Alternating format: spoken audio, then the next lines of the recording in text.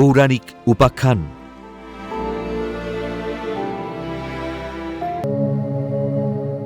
কুরুক্ষেত্রের যুদ্ধে কৌরব পক্ষের যোদ্ধা কারা ছিলেন?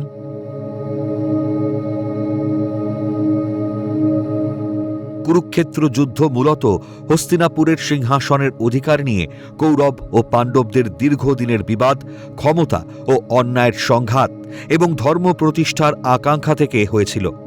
যেখানে পাণ্ডবরা ছিল বৈধ উত্তরাধিকারী, কিন্তু কৌরবরা সিংহাসন ছাড়তে ছিল অরাজি, যা শেষ পর্যন্ত মহাভারত যুদ্ধের রূপ নেয়। কিন্তু জানেন কি কৌরব পক্ষের যোদ্ধা কারা ছিলেন? তাদের সৈন্য সংখ্যাই বা কত ছিল? আজ জানাবো সেই তথ্য। কৌরব পক্ষের প্রধান যোদ্ধাদের মধ্যে ছিলেন ভীষ্ম, দ্রোণাচার্য, কর্ণ, অশ্বত্থামা, কৃপাচার্য, কৃতবর্মা এবং শকুনি ও তার ভাইয়েরা। এছাড়া দুর্যোধন সহ তার ৯৯ জন ভাই এবং নানা রাজ্যের রাজা ও সেনাপতিরা, যারা কুরুক্ষেত্রের যুদ্ধে পাণ্ডবদের বিরুদ্ধে যুদ্ধ করেছিলেন। কৌরবদের প্রধান যোদ্ধা ও তাদের ভূমিকা কি ছিল?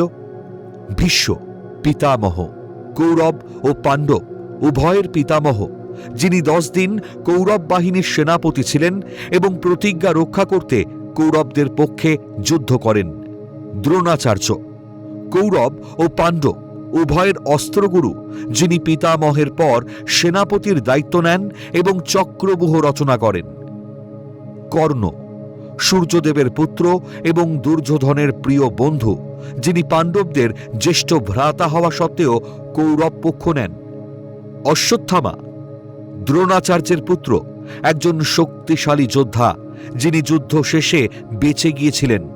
কৃপাচার্য ব্রাহ্মণ যোদ্ধা ও উপদেষ্টা, যিনি কৌরবদের পক্ষে যুদ্ধ করেন এবং জীবিতদের মধ্যে একজন ছিলেন।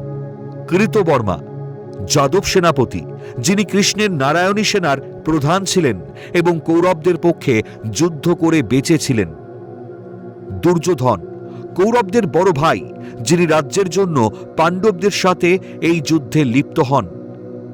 শকুনি গান্ধার দেশের রাজা, যিনি কৌরবদের মামা এবং যুদ্ধের প্রধান পরিকল্পনাকারীদের একজন ছিলেন।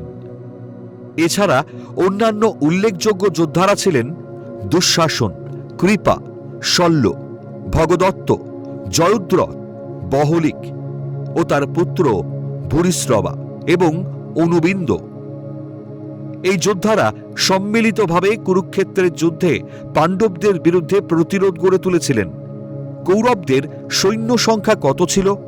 কৌরব বাহিনী ১১টি অক্ষৌহিনী, প্রায় ২৪,৫,৭০০ জন সৈন্য।